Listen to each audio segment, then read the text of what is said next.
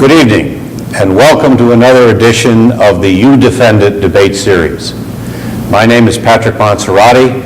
I'm a former trial justice of the Supreme Court of the State of New York, and I have been asked to act as moderator of this evening's discussion.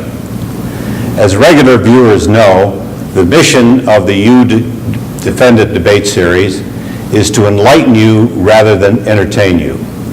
We invite figures from the several disciplines of public affairs to discuss and debate from their unique perspectives current issues of government and politics, and we provide them with an opportunity to persuade you by the power of their reasoning rather than by the volume of their rhetoric of the correctness of their positions. As always, guests of You Defend It are encouraged to take any position on any subject, so long as they are prepared to defend their view with demonstrable facts and cogent reasoning. Tonight, our topic is the proper function under our constitutional system of persons who sit as justices of our nation's highest court. What forces or influences should we expect them to respond to? And which should they ignore or resist when deciding issues which may involve anything from the quality of the air we breathe to the quality of the education our children receive? During the decades since the court's decision in Roe v. Wade and the Robert Bork and Clarence Thomas confirmation hearings, we have heard shrill cries of judicial activism from critics who perceive the Supreme Court, through the judicial philosophy of its individual unelected members, expressed by voting in blocks of conservatives or liberals, as being improperly used to resolve cultural issues in favor of groups unable to obtain the same results through their elected representatives in the legislative or executive branch. And more recently, we have begun to hear countercharges of judicial passivism aimed at the same target from some of the same critics, who view the court as affording too much deference to its co-equal branches of government on such diverse issues as the gathering of foreign intelligence to the bailing out of domestic businesses at a rate that the government seems to be at once the leading lender on Wall Street and a competitive car dealer on Main Street. Hopefully, tonight's discussion will, among other things, help us to understand whether judicial activism and judicial passivism are apt descriptions of forces actually at work within the court, or whether they are merely simplistic epithets which come easily to hand when politician, professor, or pundit disagrees with a particular decision of the court. While tonight's participants may often find themselves on opposite sides of many issues, they share common ground in their interest in the history and happenings of the United States Supreme Court and the biographies of the 109 people who have served as its justices. On my right is Professor Kermit Roosevelt III. After graduating from Harvard College and the Yale Law School, he served clerkships for a judge of the D.C. Circuit Court of Appeals and for a justice of the United States Supreme Court, the soon-to-be-retired David Souter. He is currently a professor of law at the University of Pennsylvania Law School. To my left is Mr. Kurt Levy. After graduating from Brown University and the Harvard Law School, Mr. Levy also clerked for a Federal Circuit Court of Appeals judge before working in the Office for Civil Rights of the U.S. Department of Education. A member of the Federalist Society, he currently serves as Executive Director of the Committee for Justice, based in Washington, D.C. As a framework for our discussion, we're going to ask our guest to assume that a current member of the court is his ideal justice. That is, someone not only qualified for the position by reason of education, training, experience, and temperament, but also someone who shares the respective views on what our Constitution means and how it should be applied or not in specific factual situations. As to each issue described to you, I would ask that you indicate how your ideal justice would vote and then state the reasons which you'd use to defend that vote. I will ask each of our guests questions in turn, starting with Mr. Levy.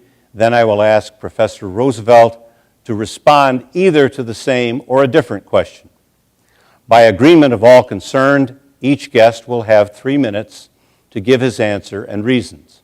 A hand signal will indicate that the speaker has 30 seconds of his time remaining. And if necessary, a sincere but firm thank you from the moderator will mark the answer's conclusion. Mr. Levy, I'll start with you, if I may. How would your ideal justice currently serving on the court vote in this case? The constitutionality of state law requiring the registration of all handguns and, except for law enforcement personnel, permitting the possession of such handguns only in the registrant's principal residence. Well, certainly I think that from any sort of textualist or originalist point of view, the Second Amendment is an individual right, and the Supreme Court did find that last year in Heller. But then the question becomes, and I think certainly one of the questions that has not been decided is it incorporated to the states. I think it should be and will be. But the standard of review is not clear. And that is one of the areas where Professor Roosevelt has pointed out there is room for development of doctrine. And we don't know exactly what that doctrine will be. But one thing we know is that if the court is not activist, it will look to the other parts of the Bill of Rights to determine a standard of review. And generally, fundamental rights in the Bill of Rights, get strict scrutiny. So the question then becomes, under strict scrutiny, would registration be allowable? Again, off the top of my head, probably. Probably it would be. Even a strict constructionist like myself realizes there's plenty of room for differing opinions as long as they're plausible interpretations of the meaning and intent of the Constitution. So that's why I can't give you a more definite answer on registration. As to possession in your home, I think that probably goes too far. Generally, strict scrutiny means that something will, a restriction on that right will be struck down unless there's a compelling reason for it. There might well be a compelling governmental reason to restrict the use of handguns in certain contexts, but a blanket prohibition that says you can never have them outside of your home, I think that would go too far. And if we apply the same standard that applies to the rest of the Bill of Rights, the parts of the Bill of Rights, frankly, that liberals like, then I think it would be very, very hard to uphold a ban on firearms outside of your home, an unconditional ban on firearms outside of your home. Thank you. So your ideal justice would vote the particular state law constitutional or unconstitutional? Would vote the registration aspect of it constitutional, the restricting it only to principal place of residence would strike that down as unconstitutional. Thank you. Professor Roosevelt, same question to you. How would your ideal justice pass on that particular state law? Well, my ideal justice would start with the text of the Constitution. The Second Amendment is an unusual clause of the Constitution in that it gives us a right and it also explains why that right exists. So if we're talking about the original Second Amendment in the Bill of Rights, that, of course, restricts only the federal government, and it tells you that the purpose of the right to keep and bear arms is to preserve the functioning of state militias. Now, when we talk about a right that can be asserted against the states, we would actually be talking about a 14th Amendment right. We would be talking about the Second Amendment as incorporated in the 14th Amendment, probably the Privileges and Immunities Clause. And so we would ask, what was the purpose of that incorporated right? And I believe this is something that shifts. I would say this is an individual right. It's no longer about militias. What is the Reconstruction Congress thinking of with the 14th Amendment? They're thinking of allowing freed slaves to protect themselves against night riders and the Klan. So I think we actually do have a right here. It's an individual right, and it's geared towards self-defense. Now, no right is absolute. Most rights permit reasonable regulation. I think requiring registration of handguns is certainly reasonable. my ideal justice would uphold that. When you get to the question of prohibiting possession of handguns outside the primary residence, I think this is a harder question. My ideal justice would tend to rule narrowly. My ideal justice would be very sensitive to the facts. My ideal justice would be looking here for what the state could show in support of the idea that banning possession of handguns outside the principal place of residence is actually sufficiently important to meet some form of heightened scrutiny. I wouldn't say necessarily strict scrutiny, but my ideal justice would be looking for data about crime rates, about the use of handguns for self-defense outside the home, about what specifically the state's interests are. And my ideal justice might well think the answer is going to be different for different locations in the country. Maybe it's different in the cities, for some cities, maybe it's different if you're talking about rural areas. I can't say how this would come out as a blanket question. I think depending on the facts, it would probably be upheld in some places and struck down in others. Thank you. Professor Roosevelt, my next question will start with you.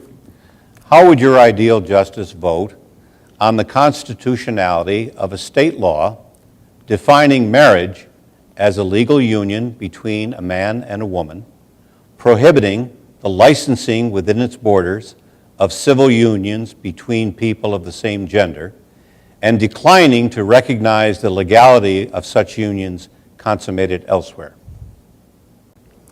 Well, to take the last part of that first, with respect to the no recognition of same-sex unions consummated elsewhere, unless you think there is a right to same-sex marriage under the federal Constitution, that one's pretty easy. If it's permissible for a state to say, we don't recognize same-sex marriages celebrated within our borders, they can also say we don't recognize same-sex marriages celebrated elsewhere. So the no recognition point, it really depends on the other question. If the state must recognize same-sex marriages within its borders, then of course it has to recognize same-sex marriages from other states. If it doesn't, it doesn't. So move on to the main question. Should there be a federal constitutional right to same-sex marriage? I would view this as an equal protection question, or my ideal justice would view this as an equal protection question. And my ideal justice would view the Equal Protection Clause as generally forbidding unjustified discrimination, discrimination without an adequate reason. So the question is going to be, what sort of interests can the state put forward here? And it's a difficult question because we're in the middle of a period of social change. We have a social movement struggling for equality on behalf of gays and lesbians, and it's been a quite successful social movement. And the result of that is that things that looked like good justifications don't look so good anymore. Appeals to common sense or decency or morality used to be widely enough shared that people would say, yes, of course, same-sex marriage, that's ridiculous. People don't think that way anymore. We're seeing increasing acceptance of same-sex unions. I don't think that we've gone far enough, though. I think that a justice deciding a difficult equal protection case like this is going to be guided by some understanding of national consensus, some understanding of what the will of the people as a whole is, and I don't think we're there yet on same-sex marriage. My ideal justice would probably not want to hear this case right now, but if he did have to hear it, he would vote against a right to same-sex marriage under the federal Constitution. Thank you. Mr. Levy, how would your ideal justice vote on the constitutionality of such a state law? Well, my ideal justice would not, probably not use the conclusory term discrimination, because after all, every decision we make in life involves discrimination. So to say that you can't do something because it's discrimination is, again, is to beg the question. If you hire somebody because they're more skilled than another person, is that discrimination? Yes, it is. So really, it comes down to who gets to choose what criteria we cannot differentiate among. We certainly know from the 14th Amendment that we cannot irrationally differentiate between people based on race. Should sexual orientation come into play here? Again, I think that given that the 14th Amendment and its framers had race in mind, who else it applies to should really be a democratic process. And I think that's the key here.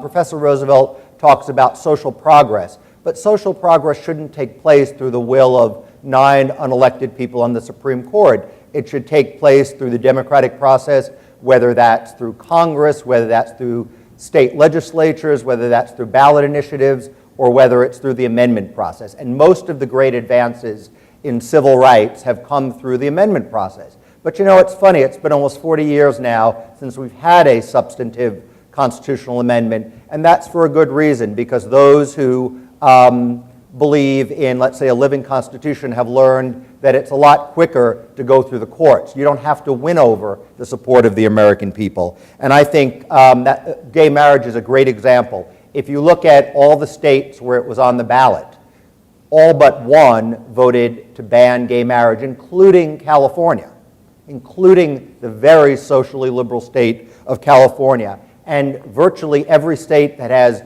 legislated gay marriage has done it because courts ordered them to, not because the democratic process did it on its own. So not only are we not at the point of a national consensus on it, the democratic process has told us the American people do not support gay marriage. There may very well come a time when they do, and at that point it should be done democratically. But for the court, an elitist court, to impose that on the American people and say our values are better than your values, I simply think that's indefensible, and my ideal justice would also think that's indefensible. Thank you. Mr. Levy, I'll start the next question with you. How would your ideal justice vote on the constitutionality of a state law requiring that vehicles operated by people 18 and younger be equipped with a GPS device and speed monitor, which report the location and speed of the vehicle to a central database live monitored by traffic safety officials? Well, the libertarian instincts in me would say that tracking somebody like that without some cause, they've violated the traffic laws, some cause other than they're young. The libertarian streak in me doesn't like that. But again, I don't think it's a judge's job to impose their values or their ideological streaks on the law. And if we were to say that that was unconstitutional, we would really have to say it under a general right to privacy. And I simply don't believe that there is a general right to privacy in the Constitution. I don't believe it as a theoretical matter or as a practical matter. Certainly there is no right to privacy if you look at the text of the Constitution. The Supreme Court has read in some very specific rights to privacy, including contraception, abortion, homosexual sodomy, but is never read in a general right to privacy. And I don't know how else you would strike it down. I mean, in a different time, perhaps under a more originalist interpretation of the Commerce Clause, where Congress truly was limited to regulating commerce between the states, you could say that Congress in its enumerated powers simply didn't have the right to address this issue. Even a strict constructionist like I realizes that clock probably can't be rolled back. So I think my ideal justice in this situation would have to uphold that, even if it bothered his libertarian instincts. Thank you. Professor Roosevelt, how about your ideal justice on the same question? Well, as I said in my first answer, my ideal justice would start with the text. And I have to agree here, it's hard to find a textual provision of the Constitution that would clearly authorize judges to strike this down. Is it a search? You know, I don't think it would count as a search. It's not a seizure. The Fourth Amendment protects against searches and seizures. Do I believe that there's a general right to privacy under the Constitution? Well, I think you can make a case for the idea that there are provisions of the Bill of Rights which suggest that privacy is important. The Fourth Amendment is certainly one. And I think you could argue that some general expectation of privacy in the home can be extracted from the Bill of Rights. I don't think you can get from that a generalized right to be free from surveillance. The question whether you can, without a firm textual basis, strike this down because it seems like bad policy or because it seems like it's intruding on people's liberty. My ideal justice would certainly not say that, right? My ideal justice is not interested in imposing his or her values on the nation. Now, going back to the previous question, my ideal justice does believe that when we're talking about a national consensus that is evident in the laws of a majority of states, maybe a large majority of states, that national consensus can be enforced under the Equal Protection Clause against a minority of states that don't recognize it. And this, of course, is what has happened with, for instance, interracial marriage. But on this particular question, I think it's a difficult one. I would certainly be interested in seeing briefs on it. But given the state of my thinking now, I do not see a way to strike that down. All right, thank you. Mr. Levy, I'll start the next question with you, if I may. This question concerns the constitutionality of a federal law, which requires hospitals which offer surgical services and which receive federal funds, whether directly or by reimbursement, to provide first trimester abortions to women who request them. In companion cases, the law has been challenged on religious grounds by two plaintiffs. One, a Muslim clinic which employs only male doctors and treats only male patients, and the other case was brought by a Catholic hospital which declines to perform abortions under any circumstances. There's really several parts to that. First of all, we have a question of whether that's an unconstitutional condition. Sometimes that which you cannot prohibit directly, you can make conditional on the receipt of federal funds. And that's a tricky area because, after all, if there are no limits on that, what's to stop the government from taking 90% of your income and saying, we'll only give it back to you if you behave the way we want? So, that's a tricky area, and I don't know that there's a clear line there. But probably in this case, again, if we just look at current doctrine, probably we don't have to worry about it being an unconstitutional condition, given that abortion is, at least under current law, recognized as a right. So then there's the question of other exceptions to that. Can they require that a hospital, in effect, not be able to enforce its only male rule? Clearly they can. I mean, Title VII and other laws prohibiting discrimination by private actors have been upheld, and I really wouldn't see any problem there. The religious aspect is different. That there is a First Amendment right to religious liberty. Can you? So you really have two constitutional rights. Well, I don't know that you do. I was going to say you have two constitutional rights bumping up against each other, but there's a constitutional right to abortion, which would be different than saying that there's a constitutional right, that the hospital has a constitutional requirement to perform that procedure, and yet at the same time it does have First Amendment rights not to. So I think my ideal justice in that case would rule that you cannot require the religious hospital to do that if it violates part of its religious tenets. Professor Roosevelt, same question. Justice Holmes, faced with a question like this about whether a policeman could be fired for talking about politics, once said, "A man may have a constitutional right to talk politics, but he has no constitutional right to be a policeman." Now, the unconstitutional conditions doctrine has moved beyond that, but to a large extent, I think the state of the law still is that he who pays the piper calls the tune. So the question that we would have to ask, I think, is not so much if the federal government is giving this money, can it attach strings? The answer to that is yes. If the federal government is giving funds to these hospitals, it can say, if you accept these funds, you must use them to serve female patients and provide first trimester abortions.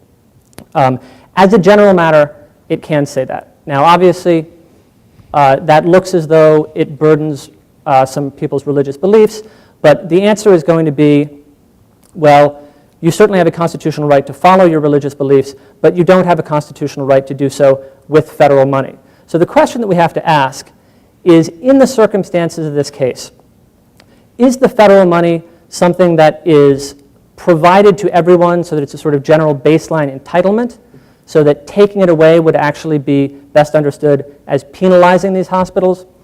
Or is it something that's really a benefit? Is it something that's not a baseline entitlement? Is it something that the hospitals can function without?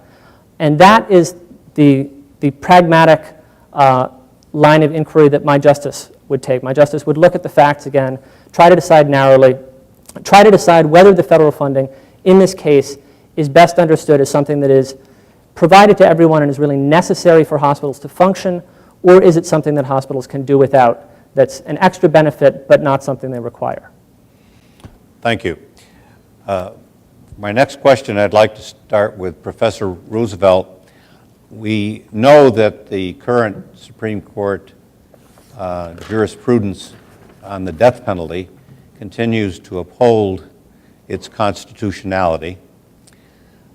How about the constitutionality of a federal law prohibiting the use of the death penalty as a form of punishment by the federal courts or the courts of any state? How would your ideal justice vote on that law?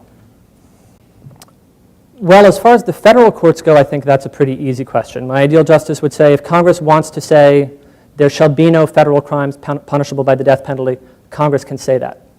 Now, as far as the states are concerned, it's a much harder question. The question would be, where does the federal government get the power to do that?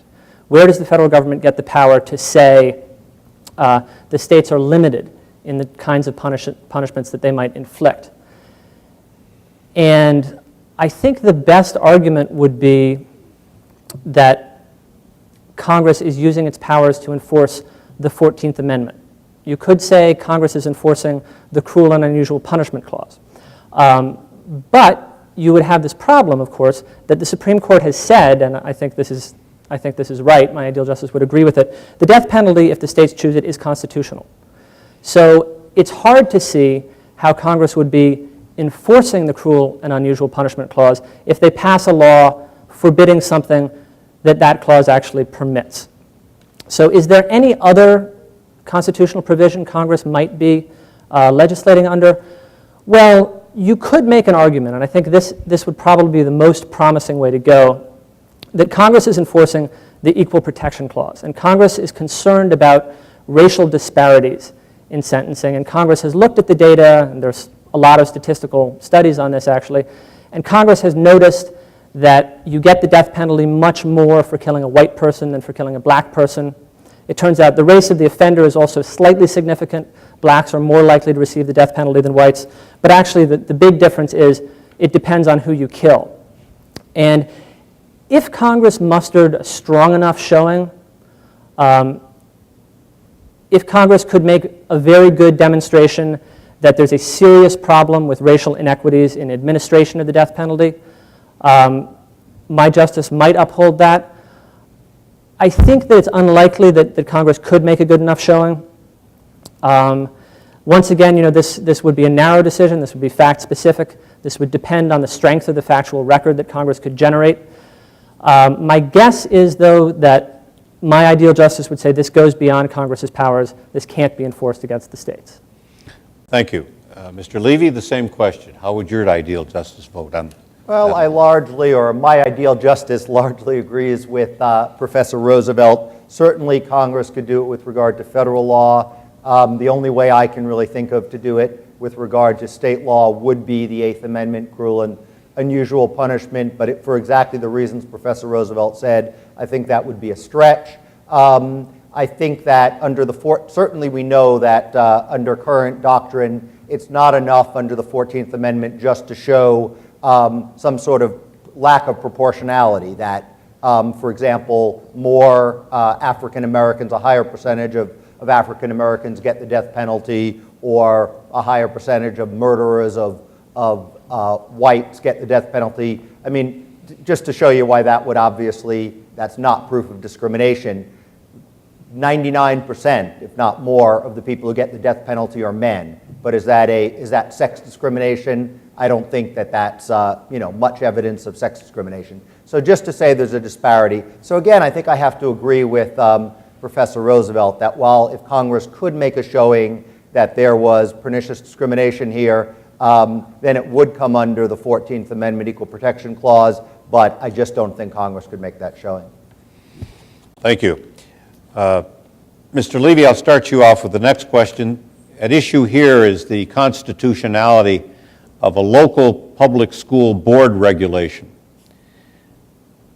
mandating, as part of its K through 6 curriculum, attendance by students at a course on gay marriage, which the particular state recognizes, to promote tolerance and understanding of children who have two moms or two dads. Parents who object to the subject matter on religious grounds have sued the school district to enjoin mandatory attendance of their children in the course.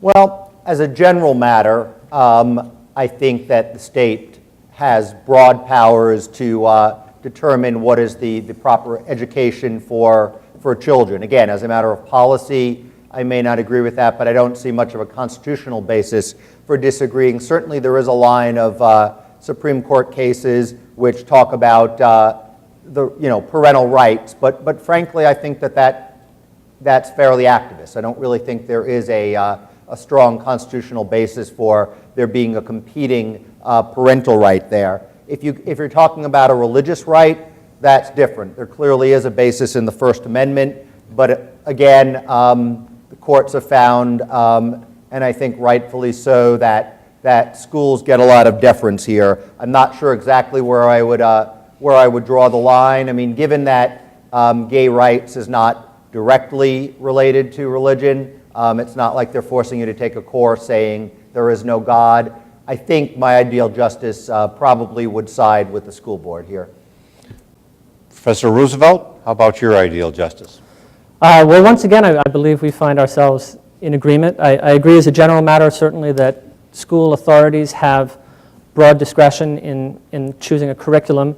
I think we have to recognize that public schools are designed in part to inculcate values, and the state gets to choose those values. Now, perhaps that sounds like it's bad policy. Perhaps it sounds like it's going to standardize children and run roughshod over parents' religious beliefs. But the remedy to that is not to send your children to public schools. I think it simply would not be workable if we allowed parents who disagreed with various elements of a school curriculum on ideological grounds to exempt their students from that. With religion, I might at some point draw the line. I expect I would draw the line in a different place than my colleague here. But given that public schools, generally speaking, are not, for First Amendment reasons, in the business of taking positions on religious issues, and given that I certainly don't see a course on gay marriage as an attempt to make children endorse a particular religious belief or participate in some kind of religious exercise, my ideal justice would say liberty of conscience is respected by giving parents the opportunity, and in fact the constitutionally protected right, not to send their children to public schools. If they send their children to public schools, they have to, for the most part, take the bitter with the sweet. This is not an example of something from which they could get an exemption. So your ideal justice would feel that there is no right by parents to send their children to public schools? My ideal justice would feel that there is a right to send children to public schools, but not to determine the content of what is taught there. There's a right to send children to public schools if you wish. There's a right not to send your child to public school. There's a right to have your child educated in the manner that you choose if you do not send that child to a public school. But you cannot combine the rights, as it were. You cannot say my child will go to public school, but while there will learn only what I approve of. Thank you. Professor Roosevelt, how would your ideal justice vote on the constitutionality of a federal law requiring all colleges, universities, and graduate schools receiving federal funds in any form to implement a race-neutral numerical identification system for their applicants, and prohibiting admission boards or staff from accessing race-identifying data such as names or photographs. Well, again, the question would be first, where does Congress get the power to do this? And since we're talking about federal funds, that provides a pretty easy source of federal power. As I said before, when you pay the piper, you call the tune. So I think that the difficult question here is going to be, is there a constitutional right that this offends? Now, in the affirmative action context, there was an argument made, the court didn't take it all that seriously, but there was an argument made, and you'll see it actually in some of the older cases, that schools have a constitutionally protected First Amendment interest in shaping their class. And they have this interest, the idea is, because they're engaged in an expressive activity, they're trying to educate, they're trying to teach a particular lesson, and constructing a class within which that education takes place most effectively is part of their educational mission and part of their expressive activity. So the question would be, does this unconstitutionally burden that right? And I think the answer is going to be no. I mean, I find this a difficult question.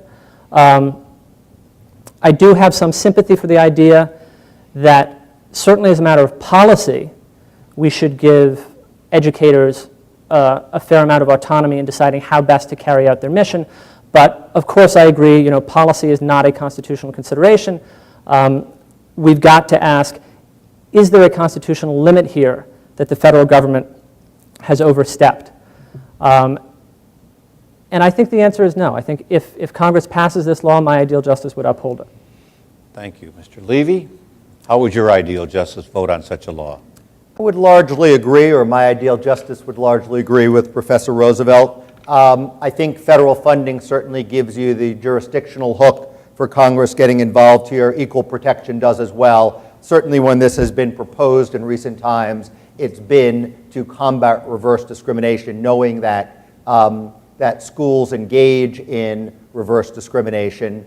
Public schools are certainly reachable through the Equal Protection Clause, and you're trying to prevent discrimination. Again, we can argue about, as a matter of policy, whether it's okay to discriminate against white folks or not in order to have more racial diversity, but clearly it falls within the subject matter of the 14th Amendment. I also agree with Professor Roosevelt that, again, if you were going to make a case, it would be the academic freedom argument, but he's right. Schools haven't taken it the courts haven't taken it very seriously, and I think that's because you can't take it very seriously. If you were going to take it seriously, ask yourself, if you flip things, does a school have the academic freedom to say, we think we'd have a better learning environment if we just had a wider student body. So we're going to apply more rigorous admission criteria to minority students. Nobody thinks that a school has academic freedom to do that. And I think that's often a good test to turn it around,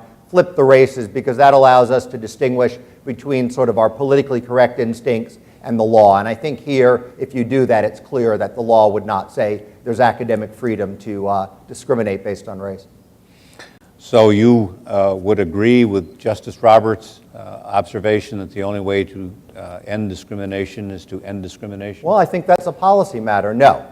I mean, as a policy matter, agree with him, but that's not what I'm saying here.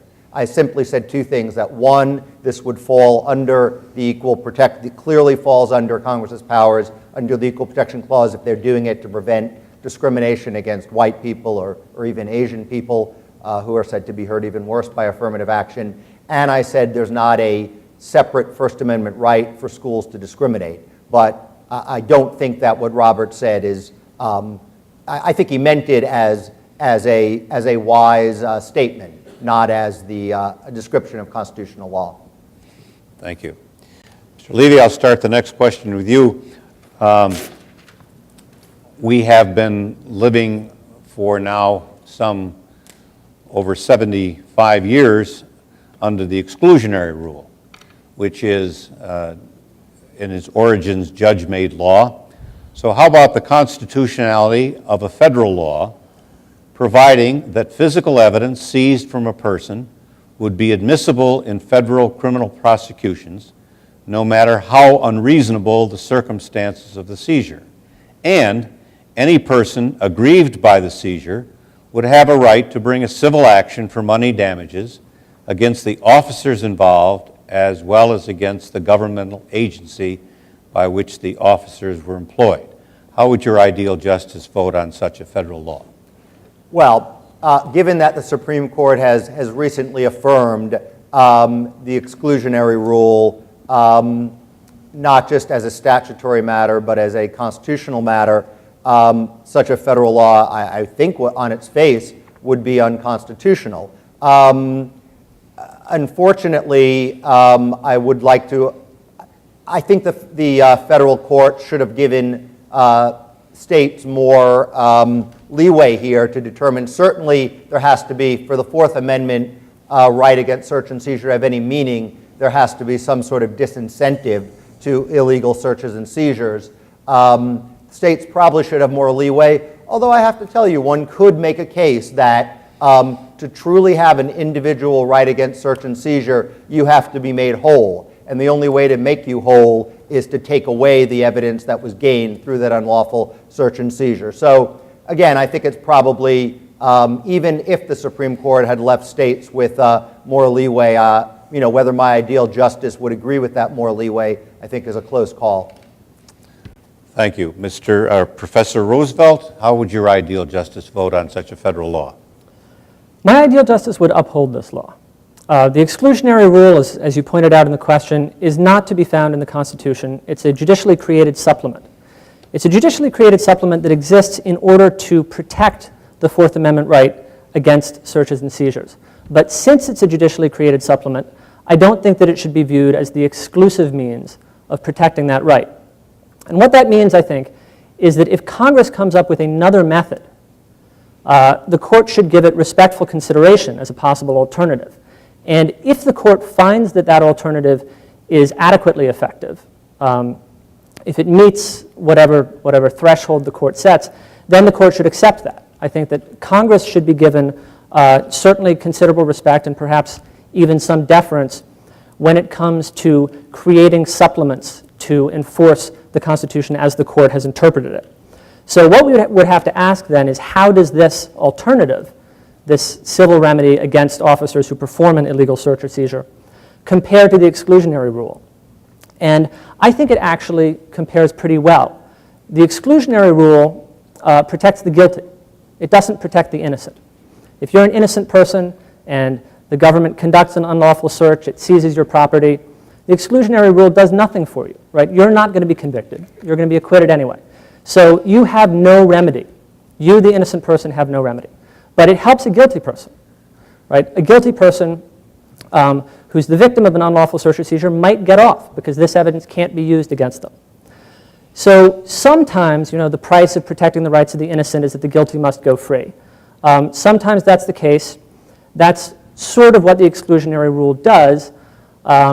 It makes it less likely that the rights of innocent people will be violated because the police are less likely to engage in these searches if they know they can't use the evidence. But suppose we had this alternative that Congress has proposed.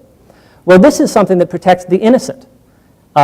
Maybe the guilty also, maybe they can get civil damages, but they'll still be convicted. So it protects the innocent who weren't protected under the exclusionary rule, and it permits the conviction of the guilty who were going free under the exclusionary rule. I think that's certainly an adequate alternative. So my ideal justice would uphold that. Thank you. If I may, I'll start the next question with you, Professor Roosevelt. How would your ideal justice vote on the constitutionality of a state law which prohibits that state or any political subdivision thereof from exercising its power of eminent domain for other than a public use, that is, roads, bridges, governmental office complexes, and the like, and specifically prohibits a taking for merely a public purpose, such as the taking of property available to a private developer who plans to increase the tax base of the municipality by replacing decrepit tenements with high-rise condominiums? Well, we have seen laws like this proposed. They were proposed in response to the Supreme Court's decision in Kelo, in which the Supreme Court said that such takings did not run afoul of the Takings Clause in the federal Constitution. And I actually agree with Kelo. I think that the Supreme Court got it right there. I think if you look carefully at the text of the Constitution, you'll see the Takings Clause does not say that takings may be performed only for public use. I believe that it's actually the Due Process Clause which places limits on the power of eminent domain, and I believe the limit it places is that a taking must be for a public purpose. Now that aside, I think the reaction to Kelo, the cries of activism, show us the extent to which activism is simply an all-purpose epithet, because what the Supreme Court did in Kelo was not activist at all. What it did was allow the state political process to go forward. The justices said, we're not going to interfere. You don't get our views on this subject. The state gets to do what it wants. All of that, of course, does not answer your question. So your question is about what happens if there's a state law that tries to limit the state power of eminent domain. And my answer to that is, of course. Of course the state can do that. That's an example of the political process working. The Kelo decision leaves that quite open, and that's one of the reasons why it simply makes no sense to call Kelo activism. So my ideal justice would uphold that law. Mr. Levy, how about your ideal justice on the same question? My ideal justice would also uphold the law, and let me say, at risk of agreeing too much with Professor Roosevelt, I also agree that Kelo is an example of where the term judicial activism is overused. I don't then go to the conclusion that he does, that there's no such thing as judicial activism, but certainly there is a tendency for people, especially non-lawyers, to call things judicial activism every time they don't like it. And I agree. Although the court certainly could have gone the other way in Kelo, that would have been equally plausible. There were two plausible ways to go, and therefore it's not judicial activism. Clearly, since the state does the taking, the state and its subdivisions do the taking, it's trivial to say that, of course, the state can limit itself and its subdivisions. The only exception one could think of would be a sort of Romer case, if you remember, from about 10 years ago, where the state of Colorado was not allowed to prohibit its subdivisions from enacting gay rights statutes. But this is nothing like this. I mean, that was basically rational basis, equal protection argument. There's nothing like that here, so I think this is an easy one, and my ideal justice, and probably any justice, would uphold this. Thank you. As a final question to each participant, I'd like to start with Professor Roosevelt and ask you, of the 107 men and 2 women who have served on the Supreme Court since the founding of the Republic, who, past or present, living or dead, best fits your profile of the ideal justice, and why? Well, my predictable answer, I guess, would be Justice Souter. But I'm not going to say Justice Souter just because it seems too predictable. And I think that we can understand Justice Souter if we look at one of the justices who was his model, which is the second Justice Harlan. The second Justice Harlan is my ideal justice because he shows a great attention to judicial craft. This is not a justice with grand overarching theories that he's looking for occasions to implement. This is not a justice who has a vision of where he wants the law to go and is trying to take it there. This is a justice who takes each case as it comes, who tries to think rigorously and clearly about the law at issue, about the facts, who focuses very carefully on the details of the particular case, who writes narrow decisions. This is a justice who comes to each case with an open mind. I think it's widely agreed that Justice Harlan was one of the less ideologically motivated justices. And his decisions show, I think, a blend of humility about the judge's role, intellectual rigor, and doctrinal sophistication that are really the qualities that we should look for in a justice. Thank you, Mr. Levy. Who would be your ideal justice of those who's actually served? Well, I think I'd have to go with the current Chief Justice of the Supreme Court. First off, let me say that I agree with Professor Roosevelt about what an ideal justice would be. And it certainly would be a justice that doesn't have any sort of bias or agenda, is not trying to take the law in a certain direction, that serves as an umpire, a neutral arbiter of the law to the extent that that's possible, realizing that all human beings have some bias. Almost by definition, a judge that is trying to take the law in a certain direction is a judicial activist. Certainly, although I think that the so-called conservative justices in the current Supreme Court are closer to my model of judges as umpire than the liberals. Some of the conservative justices have their own biases. I think of the conservatives who really do believe in strict construction and the umpire role, I think the one who's probably the most free of bias would be Justice Roberts. I also like the fact that he sees a minimalist role for the courts, i.e. the courts are just there. Their Article III power is to decide cases and controversies, not to make broad law, instead to make narrow rulings. He tends to favor narrow rulings. He tries to get consensus. I certainly don't think it's good for the country to have all of these divisive issues settled 5-4. So for all those reasons, the fact that he sees the role of a judge as an umpire, appears to be largely free of ideological bias, believes in consensus, believes in narrow rulings, I think he is my ideal justice. Thank you. Ladies and gentlemen, that concludes this edition of the You Defend It debate series. I want to thank our guests for their participation and to thank you for watching. Good night.